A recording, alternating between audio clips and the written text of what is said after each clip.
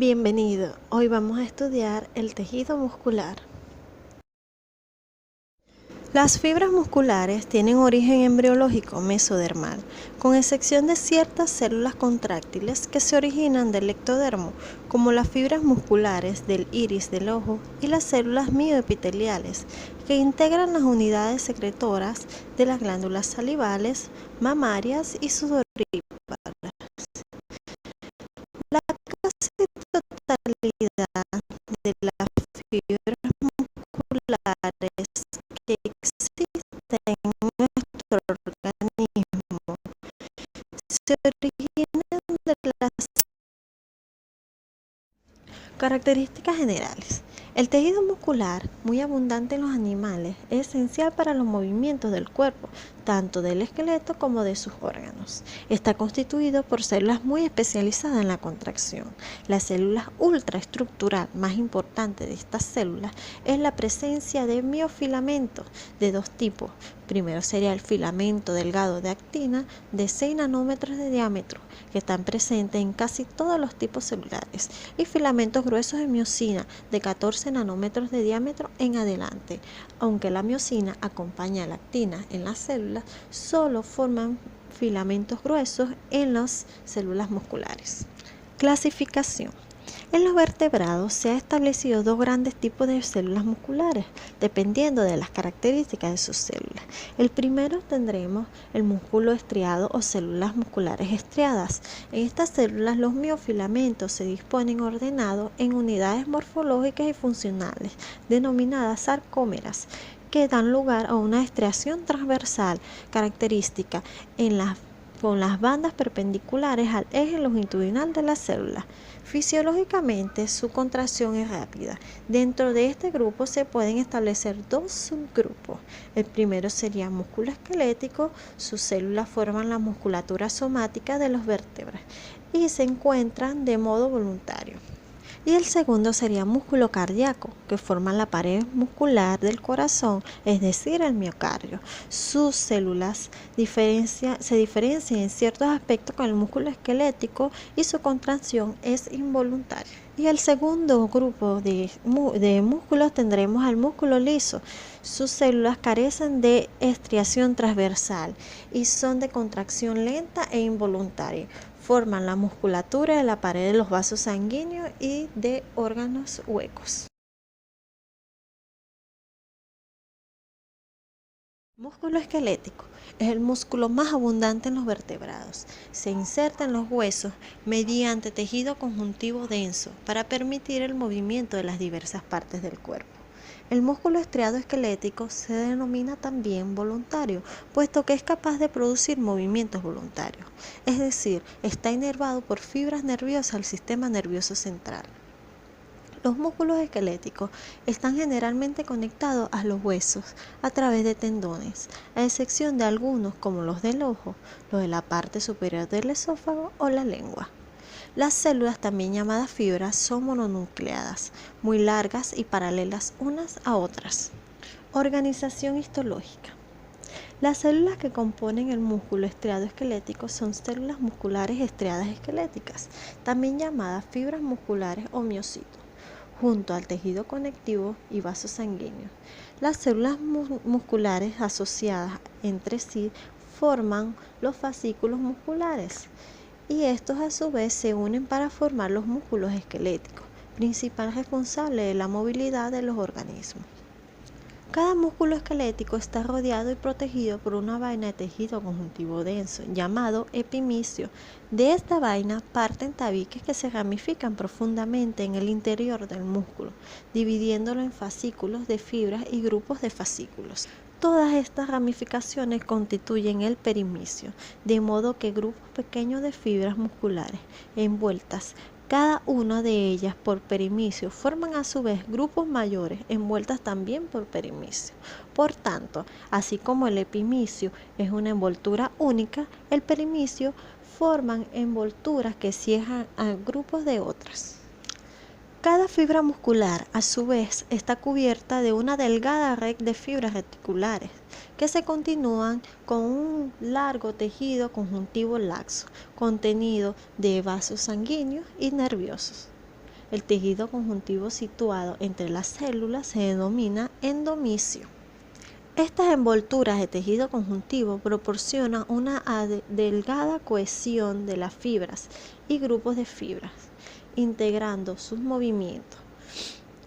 Por otra parte, permiten un cierto grado de independencia en la contracción de unos grupos de fibras con respecto a otros.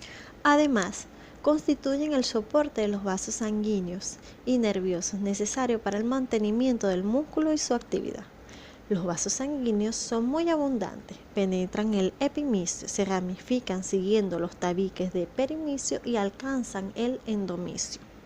Sobre cada célula, a lo largo de ella, hay venas y arterias, de las que parten numerosos vasos sanguíneos de menos calibre que irrigan la célula y también hacen un recorrido sinuoso para adaptarse a los cambios en la longitud de la célula. Como se mencionó anteriormente, los músculos que no se están conectando a los huesos, al menos no conectan mediante tendones, tienen una organización diferente en las zonas de anclaje.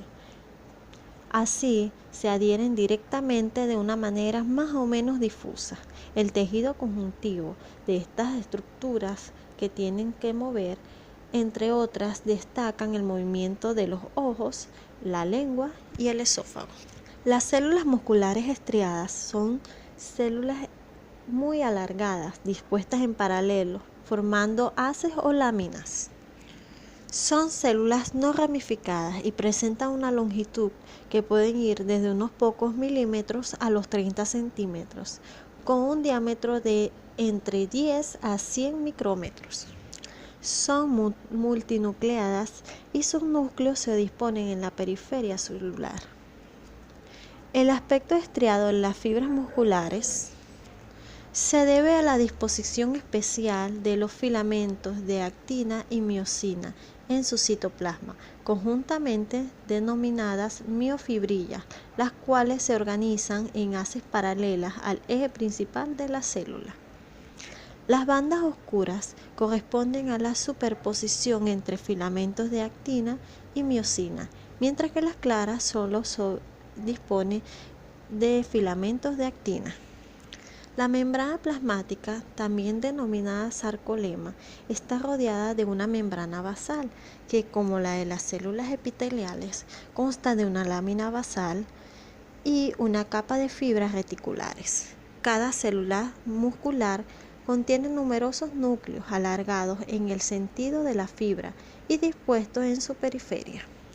El citoplasma, también denominado sarcoplasma, está mayoritariamente ocupado por miofilamentos que configuran cilindros, denominados también miofibrillas, dispuestos en sentido longitudinal. Es la unidad estructural y fundamental en la célula muscular estriada. Cada miofibrilla muestra una estriación transversal, resultado de la alternancia del segmento cilíndrico de diferentes propiedades ópticas y tintoriales, o sea, bandas blancas y oscuras. Al adosarse entre sí las miofibrillas, se superponen las bandas iguales, con lo que toda la fibra adquiere una estriación transversal. Si se examinan las fibras en el microscopio con luz polarizada, se aprecia que una de las bandas isótropas y otras anisótropas. De ahí los nombres de banda I y la banda A. En la banda I pueden verse una línea oscura transversal que divide en dos porciones iguales la línea Z o disco Z, ya que tridimensionalmente es un disco. La denominación Z proviene del alemán disco intermedio.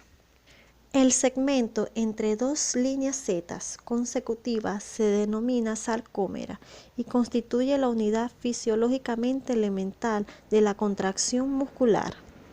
La ultraestructura de la sarcómera está mayoritariamente constituido por dos tipos de miofilamentos. Primero tenemos los delgados, que son los más numerosos, miden entre 6 nanómetros de diámetro y 1 micrómetro de longitud. También se denominan filamentos de actina por ser una proteína constituyente principal. y los gruesos, que tienen entre 14 nanómetros de espesor y 1.6 micrómetros de longitud. También se conocen como filamentos de miosina. La banda I muestra únicamente los filamentos delgados. La banda A contiene tanto filamentos delgados como los gruesos, de ahí que se observe más oscura. En los cortes transversales se aprecia que la banda I, los filamentos de actina no poseen ninguna ordenación peculiar. En cambio, en la banda A, los filamentos de miosina se disponen constituyendo los vértices y los centros hexágonos imaginarios. Los filamentos de actina forman a su vez otros hexágonos alrededor de cada filamento de miosina, lo que produce un doble patrón hexagonal característico. Otro componente especializado de las células musculares es el retículo endoplasmático liso, llamado retículo endoplasmático o sarcoplasmático, que se dispone de acuerdo con su función activa a la contracción muscular. El retículo endoplasmático o sarcoplasmático se dispone en relación a los túbulos T. Adosado a cada túbulo T en toda la longitud hay un par de cisternas aplanadas de 40 a 100 nanómetros de ancho. Junto con cada túbulo T forma una tríada. Las cisternas quedan adosadas a los túbulos T por pequeñas partículas. El conjunto formado por túbulos T y el retículo sarcoplasmático constituye el sistema sarcotubular, que desempeña un rol importante en el proceso de excitación y contracción de las fibras musculares. Las células musculares, aunque pueden incrementar y disminuir su tamaño, no se pueden dividir en condiciones normales.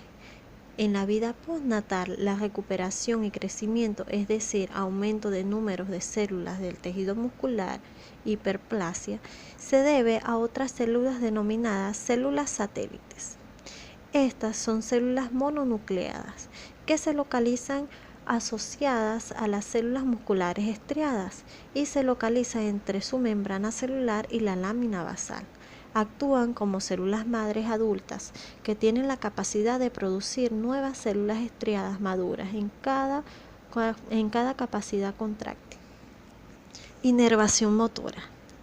Las células musculares esqueléticas están inervadas por fibras motoras mielínicas, cuyo cuerpo celular son las neuronas motoras de asta anterior de la médula o de los núcleos motores del tronco encefálico, y son de contracción voluntaria. Cada motoneurona es capaz de inervar a varias células musculares. Se denomina unidad motora o placa motora al conjunto de células musculares inervadas por un mismo axón más el propio axón. Unos cuantos micrómetros antes de terminar sobre las células muscular, la fibra muscular pierde la vaina de mielina y se divide en varias ramas que se encuentran parcialmente rodeadas de células de Schwann. Cada terminal de axona se aloja en una depresión de la superficie de la célula muscular de 40 a 60 nanómetros de diámetro cuadrado de superficie, formando una unidad sináptica. En cada depresión, el sarcolema presenta una serie de invaginaciones a modo de hendiduras de unos 40 nanómetros de ancho, cuyo conjunto se denomina aparato subneural. En estas hendiduras, el sarcolema mantiene la lámina basal. La actividad de cada tipo depende de las distintas necesidades motoras. La de contracción lenta actúa en movimientos prolongados y en el movimiento de la postura, mientras que la de contracción rápida actúa en movimientos breves e intensos. Ambos tipos de fibras se encuentran en todos los músculos, aunque con diferentes proporciones. Músculo cardíaco. El músculo cardíaco es semejante al músculo esquelético. No obstante, existen importantes diferencias entre ambos tipos de músculos estriados, de modo que el músculo cardíaco merece ser considerado como una entidad especial. Las células o fibras musculares del miocardio se distinguen de las del músculo esquelético por las siguientes características. No se disponen paralelas o individualizadas, sino que ramifican y se unen en una red tridimensional compleja y muy resistente. Son de menor tamaño. Poseen un solo núcleo oval y central en posición general. Se adosan longitudinalmente mediante las denominados discos intercalares. El aspecto de estos discos es el del complejo de uniones muy extenso y de trayecto muy sinuoso, de disposición transversal, pero en sentidos desplazados longitudinalmente y que le dan un aspecto de escalera. Como su nombre lo indica, el músculo cardíaco o miocardio forma las paredes del corazón. Su misión es el bombeo de sangre por parte del corazón mediante la contracción de las paredes de este. El músculo cardíaco está formado por cardiomiocitos. Estas células musculares son mononucleadas, en el núcleo en posición central. Son más cortas de unos 80 micrómetros y más anchas de unos 15 micrómetros aproximadamente. Y son ramificadas. Presentan estrías transversales cuyo patrón es similar al de las células musculares esqueléticas, con bandas oscuras que se corresponden a la superposición de los filamentos de actina y miosina en su citoesqueleto y las bandas claras que corresponden a los filamentos de actina. La membrana plasmática de las células musculares estriadas se le llama sarcolema, la cual en mamíferos se invagina para formar los túbulos transversales con un diámetro entre 5 a 10 nanómetros.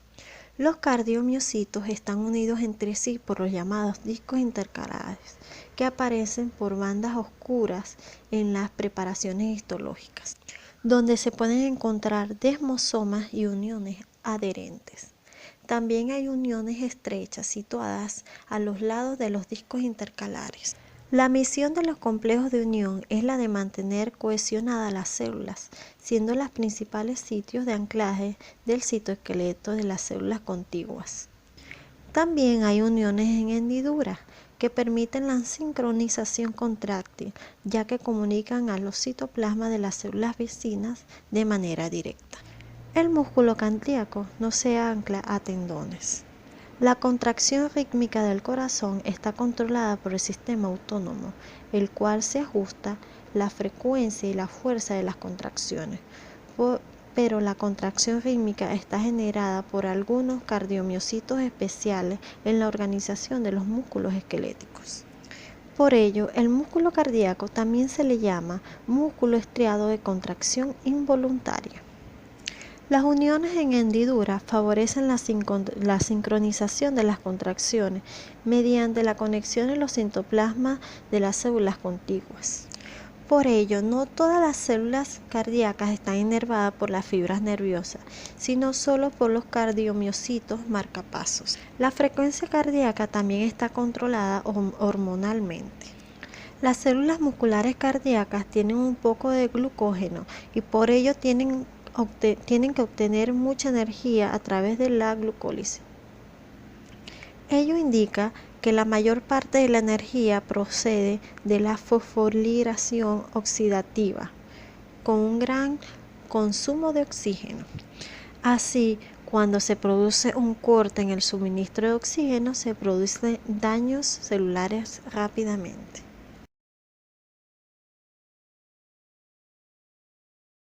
También se denomina involuntario o plano. Se encuentra en todas aquellas estructuras corporales que no requieren movimientos voluntarios como el aparato digestivo, vías respiratorias, algunas glándulas, vesícula biliar, vejiga urinaria, vasos sanguíneos y linfáticos. Tenemos las características morfológicas al microscopio óptico del tejido muscular liso. Está constituido por células que se disponen en capas. Las células son largas, fusiformes, con un núcleo oval central. El citoplasma en las preparaciones con He es eosinófilo y las células tienen una longitud aproximada de 0.2 milímetros.